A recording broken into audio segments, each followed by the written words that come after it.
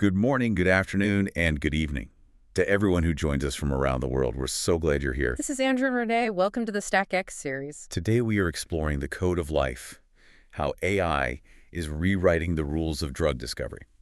And it is just a massive topic. Just looking at the calendar, it's pretty wild to think where we are. It is Wednesday, February 4, 2026. 2026. It really feels like just yesterday we were all trying to figure out what ChatGPT was for.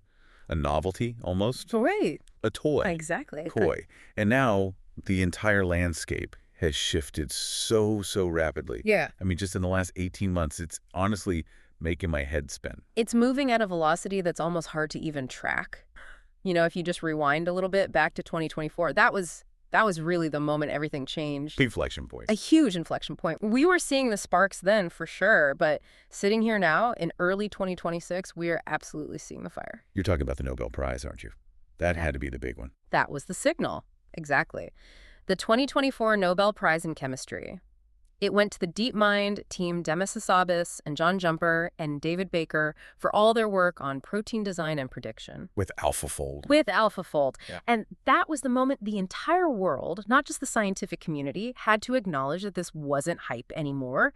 They had, for all intents and purposes, solved the protein folding problem. A problem which, and correct me if I'm wrong here, had stumped the smartest people on the planet for 50 years. 50 years, half a century. It was this thing called Anfinson's dogma from the 70s. The idea was simple enough on paper.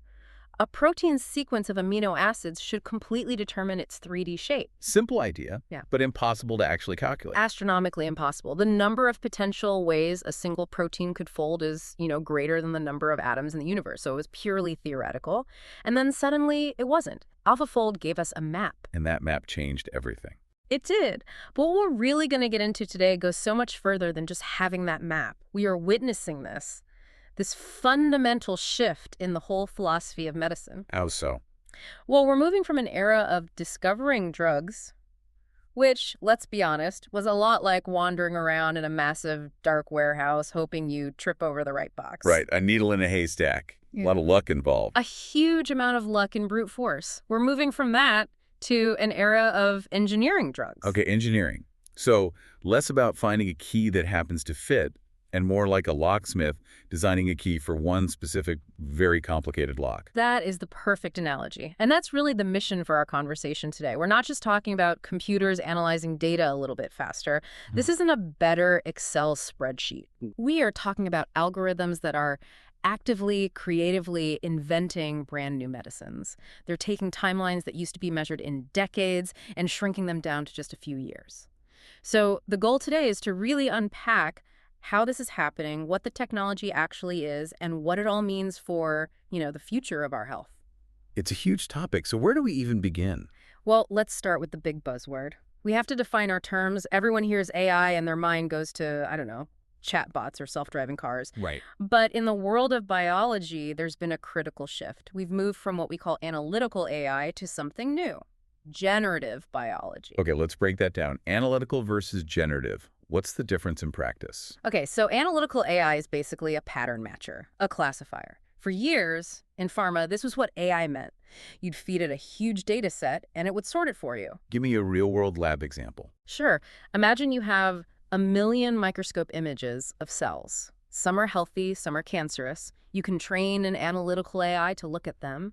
It learns the features, the shape of the nucleus, the texture of the cytoplasm, and it just gives you a label. This one's healthy. This one looks like cancer. It's a really smart sorting machine. A very smart sorting machine. Or you show it the chemical structure of a molecule, and it predicts this one will probably be toxic.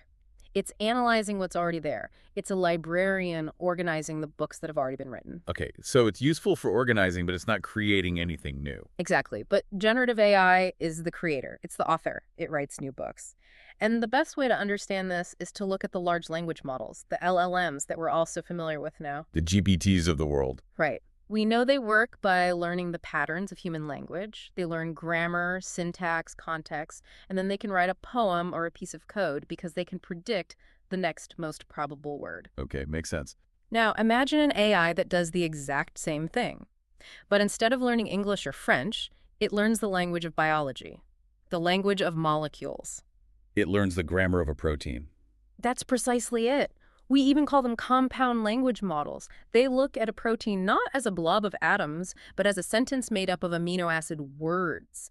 They learn the chemical rules, the atomic bonding syntax that governs how those words fit together. So it's not predicting the next word, it's predicting the next amino acid or the next atom in a molecule. Yes.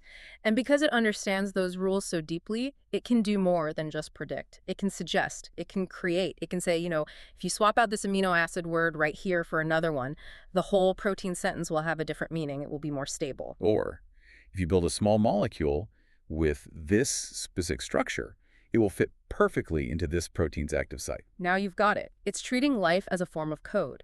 Information to be processed, read, and now rewritten.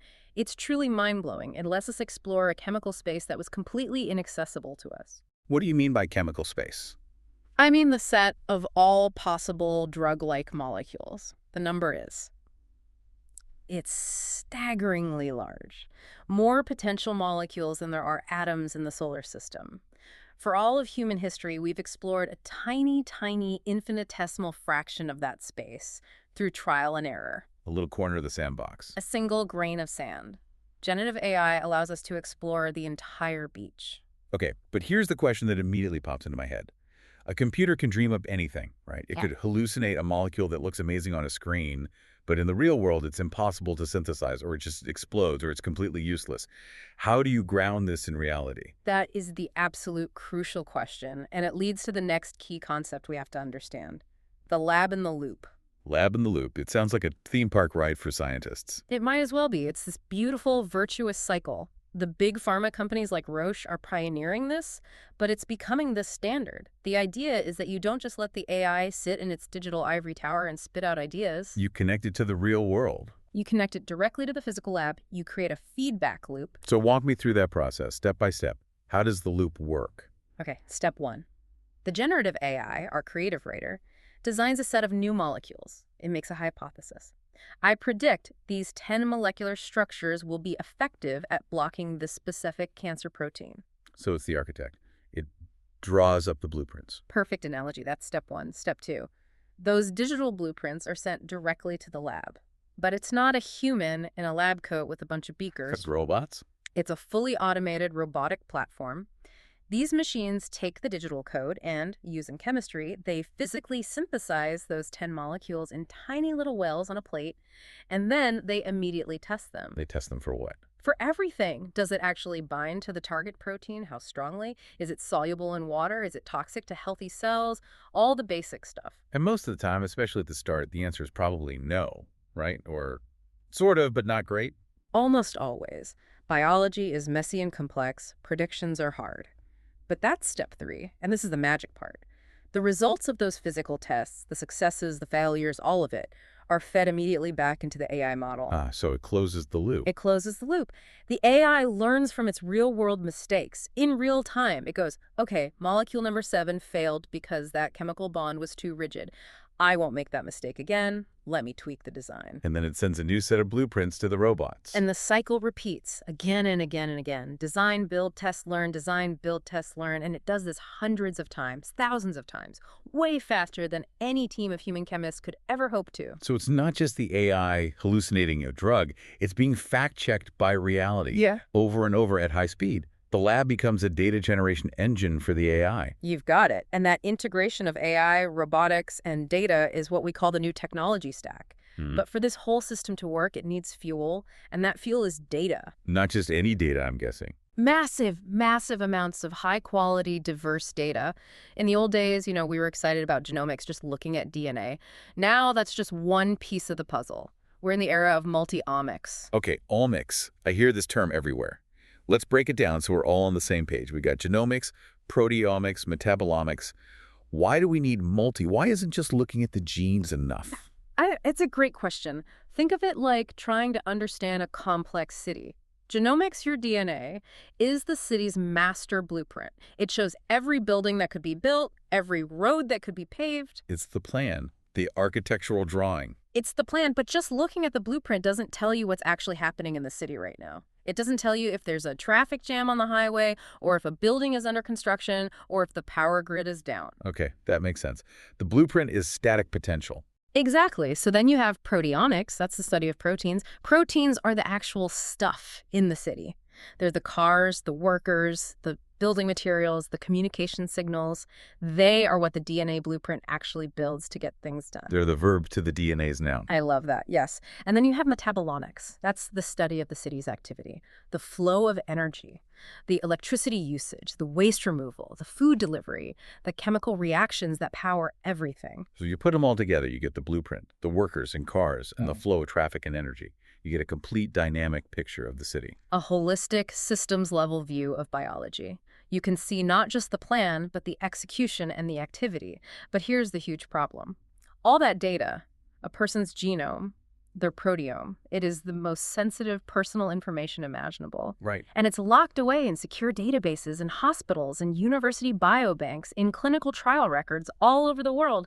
You can't just, copy it all to a USB drive and upload it to the cloud to train your AI. No, absolutely not. You've got privacy laws like GDPR in Europe, DPI in the US. It's illegal and it's unethical. So you have a paradox.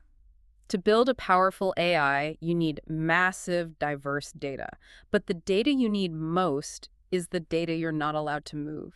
How do you solve that? It sounds like a riddle. How do you read a library of books you're not allowed to touch?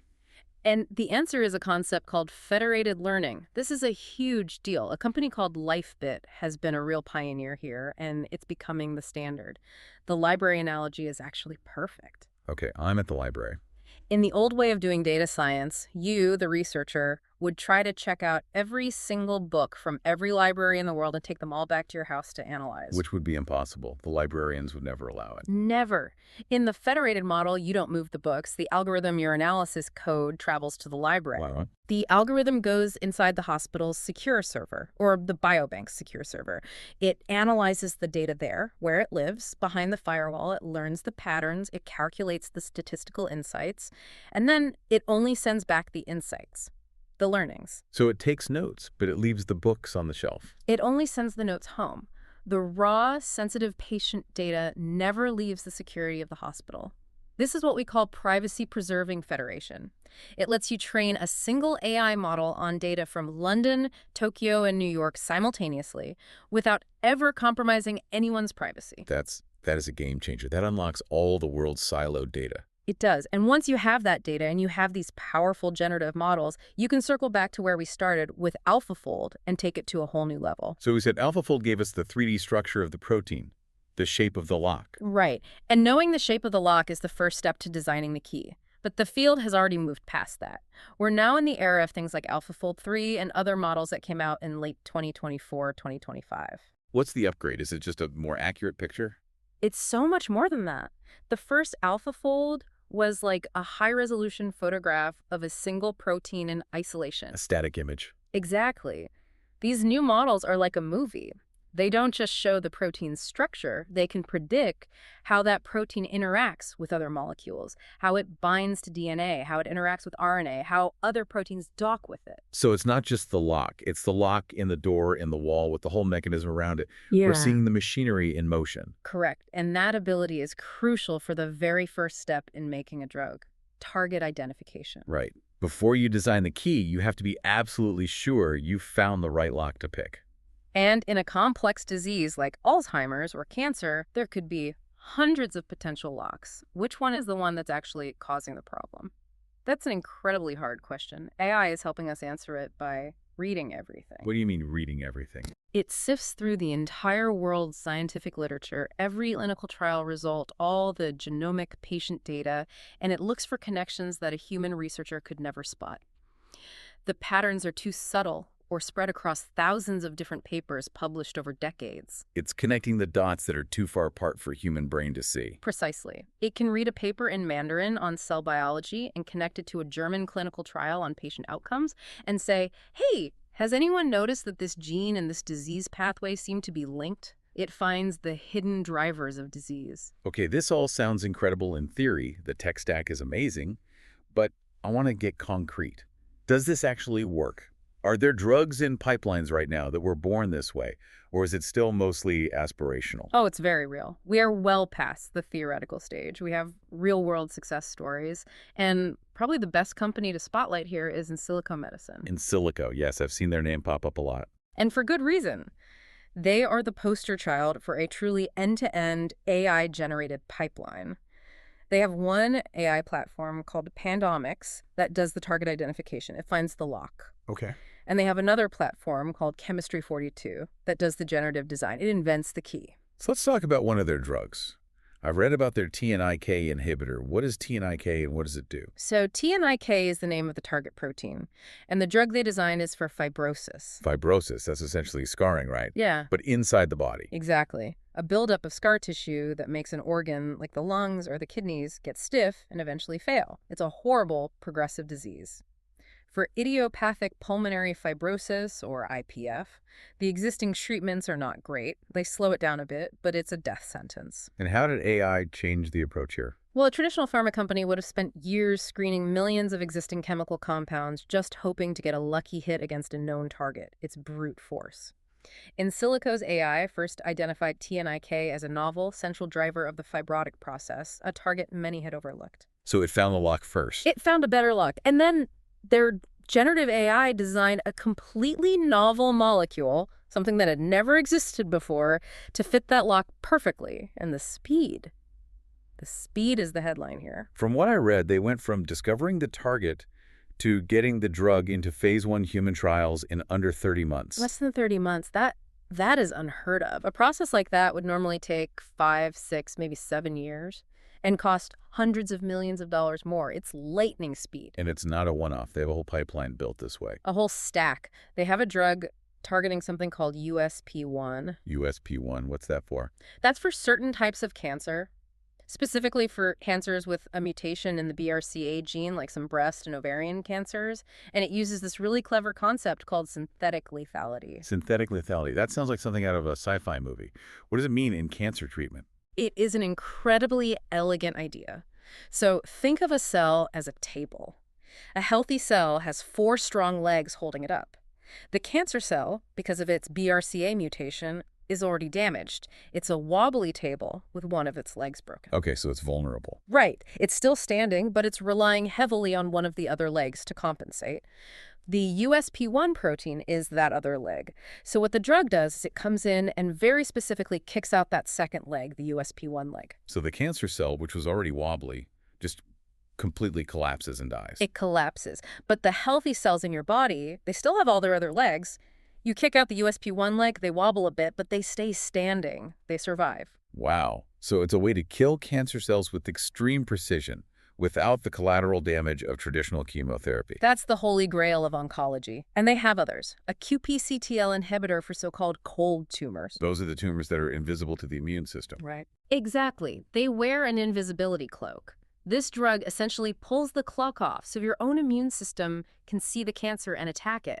They're applying this everywhere. It's an incredible portfolio. And I saw a stat that analysts are predicting these AI-discovered drugs could have success rates maybe 20% higher than traditional ones. Right, and 20% might not sound like a huge number to a layperson. And no, it doesn't. But in the pharmaceutical industry, where something like 9 out of every 10 drugs that enter clinical trials fail, a 20% boost in success is absolutely monumental. It's the difference between a company going bankrupt and bringing a life-saving medicine to market. But it's not just about inventing new drugs from scratch. The sources also talked about repurposing old ones. Yes, teaching old dogs new tricks. Benevolent AI's story during the COVID-19 pandemic is the classic example of this. This was when everyone was scrambling for a treatment, any treatment. We needed something yesterday. We didn't have 5 years to design a new molecule. So Benevolent AI pointed their platform at the problem. It scanned all existing FDA-approved drugs to see if any of them might work against the virus. And it came up with something completely unexpected. Completely. It flagged a drug called Rentosertib. It was a drug sold by Eli Lilly for rheumatoid arthritis. Arthritis for a deadly respiratory virus. That connection makes zero sense on the surface. To a human, it makes no sense. A rheumatologist works on joints. A virologist works on lungs. They don't go to the same conferences. They don't read the same journals. They live in different intellectual worlds. But the AI doesn't care about medical specialties. It only cares about the underlying biology. It saw the mechanism. It understood that the way baricitinib calms the immune system in arthritis was exactly what was needed to stop the deadly cytokine storm in severe COVID. And it also saw a secondary mechanism where it could help block the virus from entering lung cells. It spotted a pattern that was invisible to humans because of our own silos. Precisely. And that drug went on to get emergency use authorization and became part of the standard of care for hospitalized patients, saving countless lives. Okay, so we've found our target. We've designed or repurposed a molecule. It looks great in the lab. But now we hit what everyone calls the valley of death. The clinical trial. This is where everything gets slow, expensive, and usually fails. This is the bottleneck of all bottlenecks. How is AI helping to fix this part of the process? This is what some are calling the clinical trial revolution. And it really starts with a problem that sounds simple but is a logistical nightmare: patient recruitment. Right, finding the exact right people for a trial. I've heard it's like searching for a needle in a haystack of haystacks. It is. The eligibility criteria are so specific. We need a female patient between 45 and 55 with stage 2 of this specific cancer subtype who has tried this one drug but not that other drug and lives within 50 miles of a trial site in Chicago. And how was that done before? Manually? Pretty much. It relied on doctors happening to remember that a trial exists and then manually sifting through their own patient records to see if anyone might be a fit. It was incredibly slow and inefficient. Trials were delayed for years just because they couldn't find enough people. So how does AI change that? It uses natural language processing, or NLP, to read and understand medical records at a massive scale. We're talking about tools with names like Criteria 2 Query or Trial GPT. Exactly. These tools can read the unstructured text in a doctor's clinical notes, the messy typed-out sentences. Patient reports persistent cough and shortness of breath, has a 20-year history of smoking. The stuff that isn't in a neat little checkbox on a form. The stuff that contains most of the important information. The AI can understand that language and instantly match it against the criteria for every clinical trial running in the country. It can flag a doctor and say, hey, your patient in room 302 is a perfect match for this new lung fibrosis trial. And it does that automatically. Instantly. Some of the results we're seeing show it can reduce the time it takes to pre-screen patients by up to 90%. 90%. That's not an incremental improvement. That's a total transformation of the process. It's the difference between a trial starting this year or maybe never. But it gets even more futuristic when we start talking about digital twins and synthetic control arms. Okay, synthetic control arms. This sounds a little suspicious. Are we just making up fake patients? Because that sounds like it could be a problem. It's a fair question, but no, we're not faking patients. We are building extremely sophisticated statistical models of them.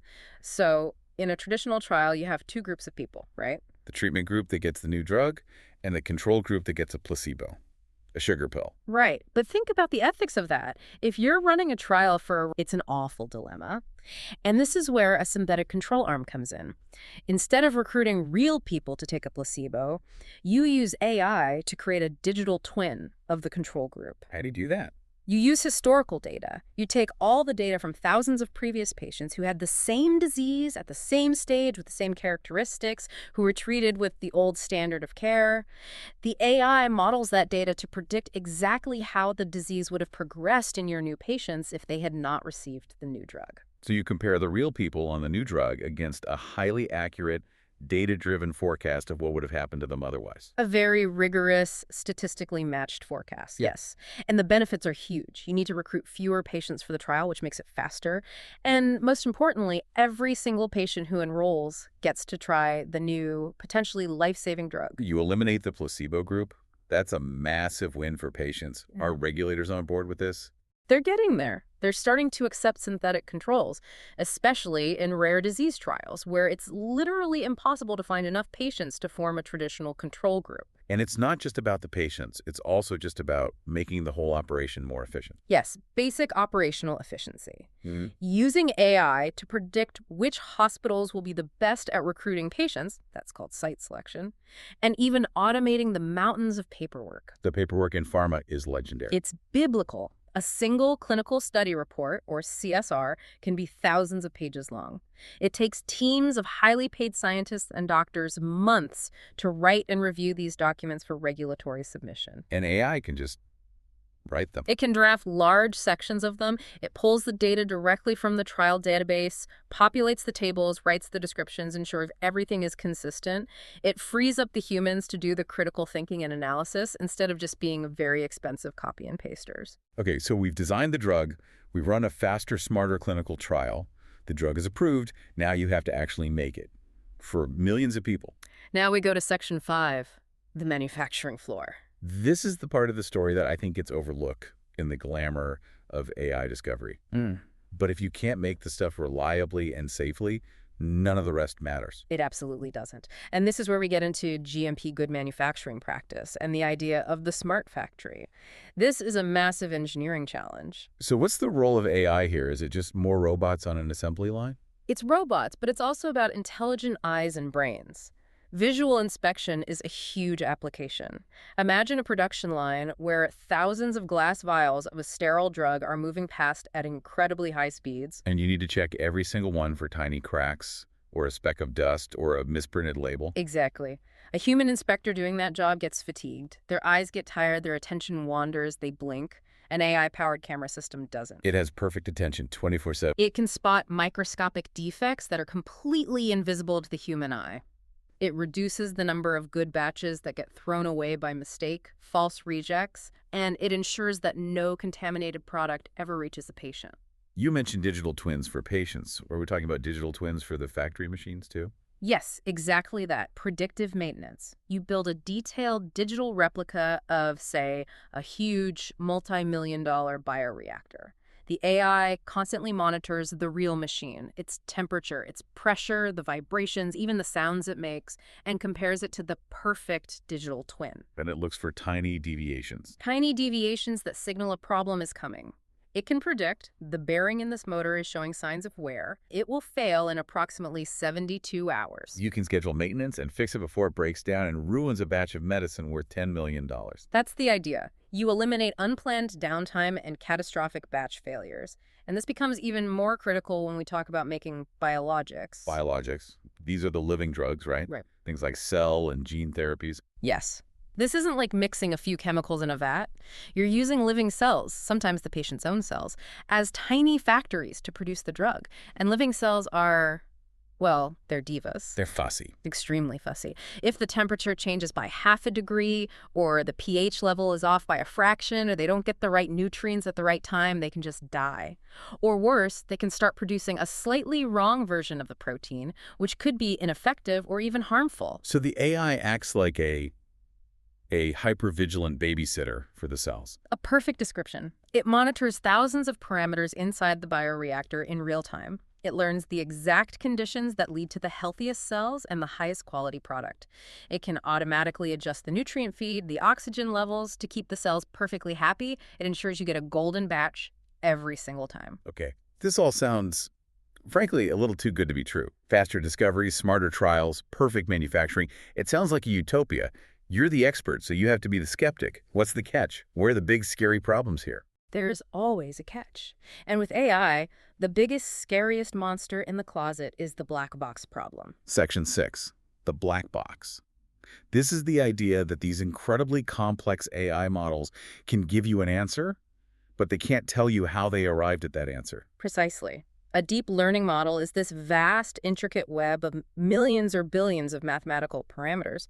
It's not a simple if-then statement. So imagine the AI tells a doctor, this patient's tumor is malignant, or it tells a pharma company, this molecule will cure fibrosis. The natural next question from any human is why? Why? Show me your reasoning. And the black box AI essentially says, I can't. The math just says so. Trust me. Which is not going to slide. Not with a doctor, and definitely not with a regulator like the FDA. Not for a second. You cannot give a patient a powerful drug if you don't understand the scientific rationale for why it's supposed to work and why it's safe. Trust is not a valid endpoint in a clinical trial. So how do we solve this? How do we pry open the black box and see what's going on inside? The solution is a whole field of research called explainable AI, or XAI. XAI. Okay. It's a set of techniques specifically designed to make AI models transparent and interpretable.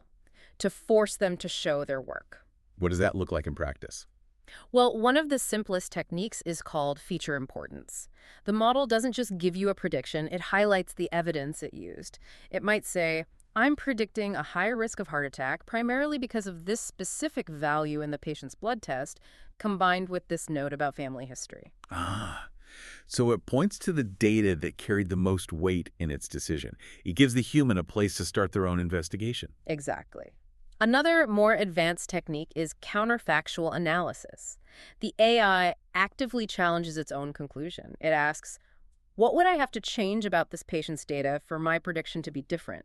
If their blood pressure were 10 points lower, would I still predict a high risk? It's like it's cross-examining itself, stress testing its own logic. That's a great way to put it. And we're seeing platforms emerge like Smithos that are built from the ground up for this.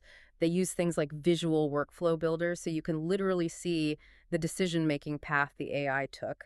They have meticulous audit logs. So there's a permanent record, a data trail you can follow if something goes wrong, or if a regulator asks a question. A verifiable, auditable trail. Because for the FDA or the European Medicines Agency, auditability is non-negotiable. You have to be able to reconstruct the decision process. You need that trail. This brings up an even bigger issue, though, the data itself. You can have the most transparent AI in the world, but if the data it learned from is flawed, the answers will be flawed too. Garbage in, garbage out. And that takes us right into Section 7, the huge challenges around data, economics, and ethics. This is where the utopian vision meets some very harsh realities. Let's start with data bias. If the AI is learning from historical medical data and that data is skewed, then the AI will be skewed.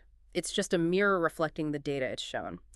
And the unfortunate truth is that for decades, the vast majority of clinical trial data and genomic research has been based on a very narrow slice of humanity. mostly people of European descent. Overwhelmingly so. So if you train your shiny new AI model on this biased data set, what do you think is going to happen? It's going to get really, really good at discovering drugs and predicting outcomes for white people, Yeah. and maybe not so good for everyone else. It could be a disaster. You could create a new generation of medicines that inadvertently worsen health disparities. A drug that works brilliantly in one population might be ineffective or even have dangerous side effects in another, and the AI would never know because it never saw that data. That's a massive problem. How do you fix it? The only way is to train the models on truly diverse global data sets. And that's why that federated learning technology we talked about is so critically important.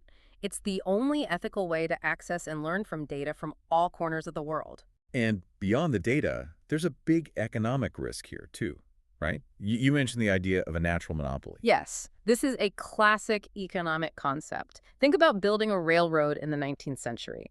The fixed cost is enormous. You have to spend a fortune laying thousands of miles of track. But once the track is built, the marginal cost of running one more train is very low. And these huge foundational AI models for biology are like the railroad tracks. They are exactly like the tracks. The upfront cost to train a GPT-4 for biology is astronomical. Hundreds of millions, maybe billions of dollars in computing power and data acquisition.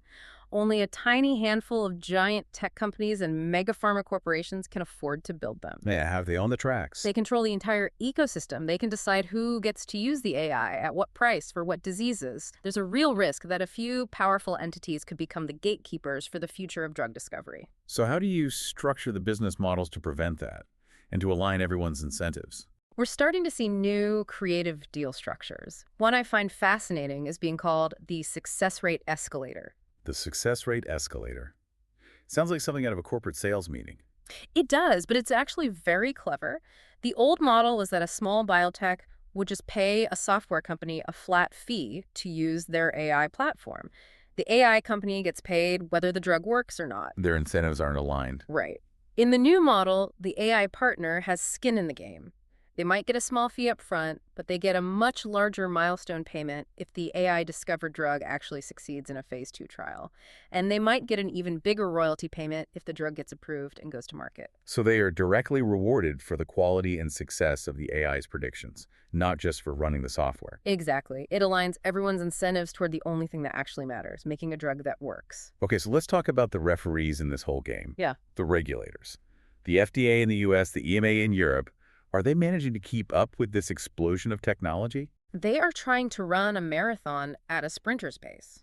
It's a huge challenge for them. How are they approaching it? The FDA in the U.S. has been fairly pragmatic. They've adopted what they call a risk-based framework. What does it mean? It means they don't try to regulate the algorithm itself, which would be impossible. They regulate its application. For example, if an AI is being used to recommend a music playlist, that's zero risk, no regulation needed. Sure. But if an AI is being used to diagnose cancer from a CT scan or to design a new molecule, that is the highest possible risk. They treat that AI as a medical device, and it has to go through rigorous validation and approval processes. They've also established a new digital health advisory committee because they admitted they don't have all the expertise in-house. They're bringing in outside experts to help them. What about Europe? Is their approach different? The EMA in Europe tends to be a bit more cautious, especially around privacy, with GDPR being the law of the land. They also have the new EU AI Act, which is one of the first comprehensive legal frameworks for AI. It formally classifies medical AI systems as high risk, which comes with a lot of extra requirements for transparency, oversight, and data governance.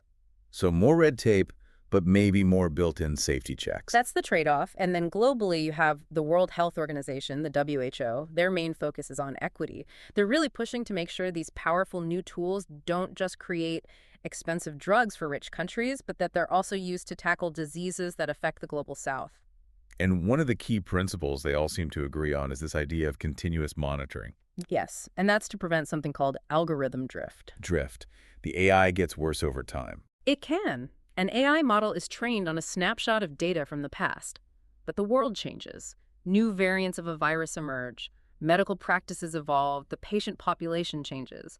An AI that was perfectly accurate in 2026 might become subtly inaccurate by 2028 if it's not continuously monitored and retrained on new data. You can't just set it and forget it. Okay, so we've covered the tech, the triumphs, the trials, the troubles. Let's look to the future. Put on your futurist hat. What's on the horizon for 2030 and beyond? What comes after generative biology? I think the next great frontier is the virtual cell.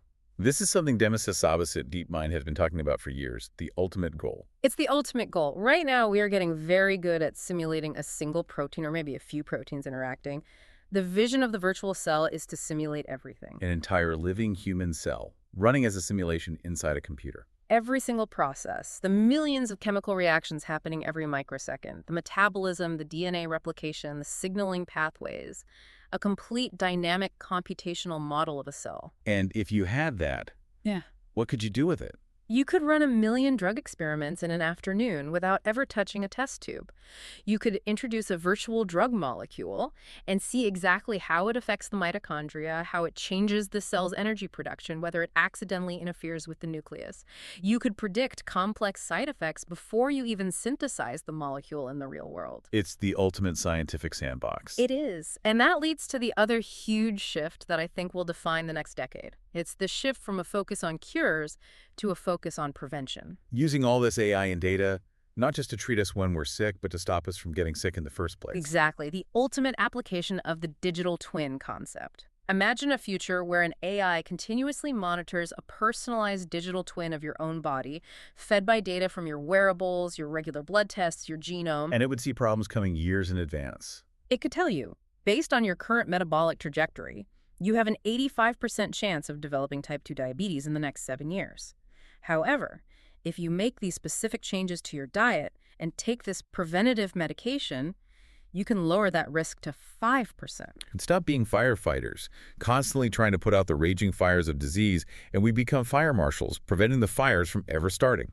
That is the ultimate promise of all this technology.